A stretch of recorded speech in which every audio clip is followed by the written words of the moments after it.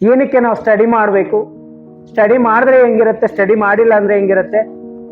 I am just telling one story. ಓಕೆನಾ? ಇಬ್ರು friends ಇರ್ತಾರೆ. ನೀವೇನಾ friends? Okay. See voice listen. See ಇಬ್ರು ಫ್ರೆಂಡ್ಸ್ ಇರ್ತಾರೆ, A and B. Okay, A and B ಇಬ್ರು ಫ್ರೆಂಡ್ಸ್ ಇರ್ತಾರೆ. ಎ ಅನ್ನುವಂಥ ಪರ್ಸನ್ ಸ್ವಲ್ಪ ರಿಚ್ ಅಂಡ್ ಫೈನಾನ್ಷಿಯಲ್ ಆಗಿ ತುಂಬಾ ಚೆನ್ನಾಗಿರ್ತಾರೆ.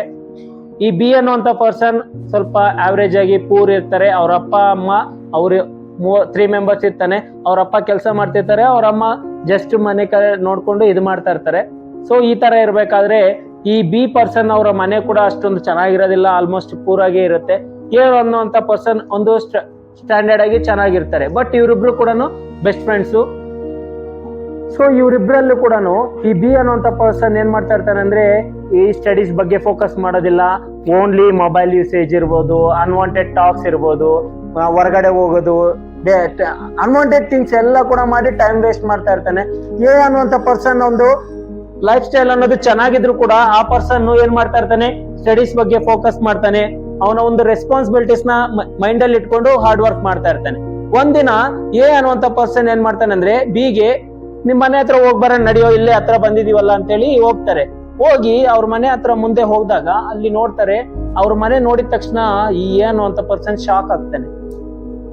ಯಾಕಂದ್ರೆ ಅವನ್ ಅನ್ಕೊಂಡಿರ್ತಾನೆ ಇವ್ನ ಆಡೋ ಆಟಗಳೆಲ್ಲ ನೋಡಿದಾಗ ಇವ್ ತುಂಬಾ ರಿಚ್ ಇರ್ತಾರೆ ಬಿಡು, ಇವ್ನ್ಗೇನ್ ಅಷ್ಟೊಂದು ಸೀರಿಯಸ್ನೆಸ್ ಇಲ್ಲ, ಆದ್ರೂ ಹೋಯ್ತು ಇಲ್ಲ ಅಂದ್ರೂ ಪರವಾಗಿಲ್ಲ ಅಂತೇಳಿ ಇವ್ನ್ ಅನ್ಕೊಂಡಿರ್ತಾನೆ ಏನು ಅಂತ ಪರ್ಸನ್.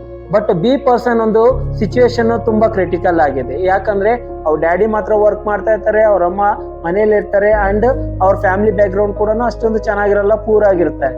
ಒಂದ್ಸರಿ ಅವ್ರ ಮನೇನ ನೋಡಿದ ತಕ್ಷಣ ಎ ಅನ್ನುವಂಥ ಪರ್ಸನ್ ಶಾಕ್ ಆಗಿ ಕ್ವಶನ್ ಮಾಡ್ತಾನೆ ಬಿಗೆ, ಇದು ನಿಮ್ ಮನೇನಾ ಅಂತ. ಹೌದು ಕಣ, ಇದು ನಮ್ಮನೆ. ನಿಜ ಹೇಳೋ ಕರೆಕ್ಟ್ ಆಗಿ, ಇದು ನಿಮ್ಮನೇನಾ? ಹೌದು, ಇದು ನಮ್ಮನೇನೆ. ನೀನ್ ಡೈಲಿ ಇಲ್ಲಿಂದಾನೇ ಬರ್ತೀಯಾ? ಇಲ್ಲಿಂದಾನೇ ಬರ್ತೀನಿ, ನಾನು ಇಲ್ಲೇ ಇರೋದು ಅಂತೇಳಿ. ನೀನು ಈ ತರ ಒಂದು ಸಿಚುವೇಶನ್ ಅಲ್ಲಿ ಇದ್ಕೊಂಡು ಯಾಕೆ ನೀನು ಸೀರಿಯಸ್ ಆಗಿ ಸ್ಟಡಿ ಮಾಡ್ತಾ ಇಲ್ಲ, ಎಲ್ಲ ಅನ್ವಾಂಟೆಡ್ ಥಿಂಗ್ಸ್ ನ ಮಾಡ್ತಿದೀಯಾ, ಟೈಮ್ ವೇಸ್ಟ್ ಮಾಡ್ತಾ ಇದೀಯಾ, ಯಾಕೆ ಅಂತೇಳಿ ಕ್ವಶನ್ ಮಾಡಿದಾಗ ನಾನು ಆರಾಮಾಗಿದ್ದೀನಿ ಕಣೋ, ನನ್ಗೇನು ಪರವಾಗಿಲ್ಲ, ನೋ ಪ್ರಾಬ್ಲಮ್. ಅಲ್ಲ ಕಣೋ, ಈಗ ನಮ್ಮ ಮನೆ ಕಡೆ ಫೈನಾನ್ಷಿಯಲಿ ಚೆನ್ನಾಗಿದ್ದಾರೆ, ಎಲ್ಲ ಕೂಡ ಇದಿದೆ, ನಾನು ಓದಿಲ್ಲ ಅಂದ್ರೂ ಕೂಡ ನಾನು ಸೆಟ್ಲ್ ಆಗುವಂತ ಒಂದು ಅಪರ್ಚುನಿಟಿ ನನಗಿದೆ. ನಾನೇನೆ ಅಷ್ಟು ಸೀರಿಯಸ್ ಆಗಿ ಫೋಕಸ್ ಮಾಡಿ ಸ್ಟಡಿ ಮಾಡ್ತಾ ಇದ್ದೀನಿ. ಬಟ್ ಇವಾಗ ಇಂಥ ಸಿಚುವೇಶನ್ ಅಲ್ಲಿ ಇದ್ದು ನೀನ್ ಯಾಕೆ ಸ್ಟಡಿ ಮಾಡಕ್ಕೆ ಫೋಕಸ್ ಮಾಡ್ತಾ ಇಲ್ಲ ಅಂತ ಕೇಳಿದಾಗ ಅವ್ನು ವಾದ ಮಾಡ್ತಾನೆ. ಹೌದಾ, ಸರಿ ಆಯ್ತು ಬಾ ಅಂತ ಹೇಳ್ಬಿಟ್ಟು ಅವ್ರ ಊರ್ ಪಕ್ಕದಲ್ಲಿ ಒಂದು ಕಂಪನಿ ಇರುತ್ತೆ, ಆ ಕಂಪನಿ ಹತ್ರ ಕರ್ಕೊಂಡು ಹೋಗ್ತಾನೆ. ಅವ್ನು ಕರ್ಕೊಂಡು ಹೋಗ್ಬಿಟ್ಟು ನೋಡಿದ್ರೆ ಈ ಬಿ ಪರ್ಸನ್ ಅವ್ರ ಡ್ಯಾಡಿ ಅಲ್ಲಿ ಕೆಲಸ ಮಾಡ್ತಾ ಇರ್ತಾರೆ. So that is very hard work, ತುಂಬಾ ಹಾರ್ಡ್ ವರ್ಕ್, ಕಷ್ಟ ಮಾಡ್ತಾ ಇರ್ತಾನೆ. ಅಂತ ಒಂದು ಟೈಮಲ್ಲಿ ಇವರಿಬ್ರು ಹೋಗ್ತಾರೆ. ಹೋಗ್ಬಿಟ್ಟು ಹಾರ್ಡ್ ವರ್ಕ್ ಮಾಡಿ ಸ್ವಲ್ಪ ಕೂತ್ಕೊಂಡು ಅವ್ರ ಫ್ರೆಂಡ್ ಜೊತೆ ಡಿಸ್ಕಸ್ ಮಾಡ್ತಾ ಇರ್ತಾನೆ. ಅವ್ರ ಡ್ಯಾಡಿ ಏನಂದ್ರೆ, ನೋಡಪ್ಪ, ಈ ತರ ನಾನೊಬ್ನೇ ಕಷ್ಟ ಪಡ್ತಾ ಇದ್ದೀನಿ, ಇಷ್ಟು ದುಡ್ಡು ಎಷ್ಟು ಹಾರ್ಡ್ ವರ್ಕ್ ಮಾಡಿದ್ರು ಕೂಡ ಸಾಕಾಗ್ತಾ ಇಲ್ಲ. ಸೊ ನಾನು ಯಾವಾಗ ಈ ಒಂದು ಮನೆ ಬ್ಯಾಕ್ ಗ್ರೌಂಡ್ ನ ಚೇಂಜ್ ಮಾಡಕ್ಕಾಗುತ್ತೋ ಗೊತ್ತಿಲ್ಲ. ಯಾಕಂದ್ರೆ ನನ್ನ ಫ್ಯಾಮಿಲಿನ ಸರ್ವೈ ಮಾಡ್ಕೋಬೇಕು, ಈ ಕಡೆ ನನ್ನ ಮಗಂದು ಸ್ಕೂಲ್ ಫೀಸು ಎಲ್ಲ ಕೂಡ ಮೇಂಟೆನೆನ್ಸ್ ಎಲ್ಲ ನೋಡ್ಕೋಬೇಕು, ನಂಗೆ ಸಾಕಾಗ್ತಾ ಇಲ್ಲ ಅಂತೇಳಿ ಈ ಒಂದು ಪರ್ಸನ್ ಹೇಳ್ಬೇಕಾದ್ರೆ ಇವರಿಬ್ರು ಕೇಳಿಸ್ಕೊಳ್ತಾರೆ.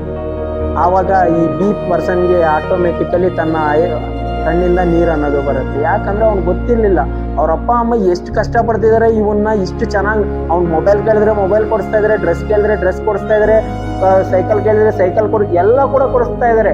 ಬಟ್ ಅಲ್ಲಿರುವಂತ ಸಿಚುವೇಶನ್ ಇವನ್ ಗೊತ್ತಿಲ್ಲ, ನಾವು ಚೆನ್ನಾಗಿದೀವಿ ಬಿಡು ಅನ್ನೋಂಥ ಥಾಟ್ ಬ್ಲೈಂಡ್ ಆಗಿದ್ದಾನೆ.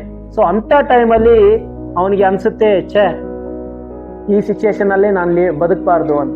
ಅವನೇ ಅವ್ರ ತಂದೆ ಆ ಟೈಮಲ್ಲಿ ಹೇಳಿರ್ತಾರೆ ಏನಂದ್ರೆ, ಈಗ ನನ್ಗಿರುವಂತದ್ದು ಒಂದೇ ಒಂದು ಹೋಪ್ ಅಂದ್ರೆ ನನ್ನ ಮಗ ಎಷ್ಟು ಚೆನ್ನಾಗಿ ಓದಿ ಎಷ್ಟು ಒಳ್ಳೆ ಒಂದು ಪೊಸಿಷನ್ಗೆ ಹೋಗ್ತಾನೋ, ಇಂಥ ಕಂಪನಿ ಓನರ್ ಆದ್ರೆ ನನಗೆ ಅನ್ನೋದು ತುಂಬಾ ಹ್ಯಾಪಿ ಆಗುತ್ತೆ, ನನ್ನ ಫ್ಯಾಮಿಲಿ ಬ್ಯಾಕ್ ಗ್ರೌಂಡ್ ನ ಚೇಂಜ್ ಮಾಡ್ಕೋಬಹುದು ಅಂತೇಳಿ ಒಂದು ಮಾತು ಹೇಳಿದಾಗ ಅವ್ನು ಆವತ್ತೇ ಡಿಸೈಡ್ ಆಗ್ತಾನೆ, ನಾನು ಇಷ್ಟು ದಿನ ಮಾಡಿರೋದು ರಾಂಗ್, ನಾನಿರುವಂಥ ಸಿಚುವೇಶನ್ನ ನಾನು ಅಬ್ಸರ್ವ್ ಮಾಡಿಲ್ಲ, ಅವ್ರು ಪಡ್ತಾ ಇರುವಂಥ ಕಷ್ಟನ ನಾನು ಅರ್ಥ ಮಾಡ್ಕೊಂಡಿಲ್ಲ ಅಂತೇಳಿ ಆವತ್ತು ಡಿಸೈಡ್ ಮಾಡಿದವನು. ಇನ್ನೇನು 3 months 2 months ಅಲ್ಲಿ ಎಕ್ಸಾಮಿನೇಷನ್ ಇದ್ದಾಗ ಅವನು ಒಂದ್ಸರಿ ಡಿಸೈಡ್ ಆಗ್ತಾನೆ, ಏನಾದ್ರೂ ಆಗ್ಲಿ ನಾನು ಚೆನ್ನಾಗಿ ಸ್ಕೋರ್ ಮಾಡಬೇಕು, ಟಾಪ್ ರ್ಯಾಂಕರ್ ಆಗ್ಬೇಕು ಅಂತೇಳಿ.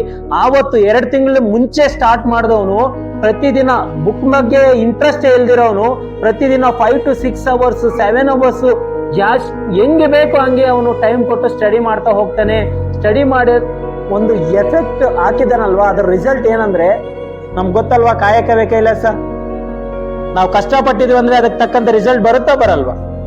ಬಂದೇ ಬರುತ್ತೆ. ನಾವು ಕಷ್ಟಪಟ್ಟಿದೀವಿ ಅಂದ್ರೆ 100% ರಿಸಲ್ಟ್ ಬಂದೇ ಬರುತ್ತೆ. ಅವ್ನು ಯಾವಾಗಾದ್ರೆ 5 to 6 hours ಎಫರ್ಟ್ ಕೊಟ್ಟು ಸ್ಟಡಿ ಮಾಡಿದ್ನಲ್ವಾ, ಅವ್ರ ಸ್ಕೂಲ್ ಅಲ್ಲ ಅವ್ರ ಡಿಸ್ಟ್ರಿಕ್ಟ್ ಗೆ ಟಾಪರ್ ಆಗಿ ಬರ್ತಾನೆ ಅವನು.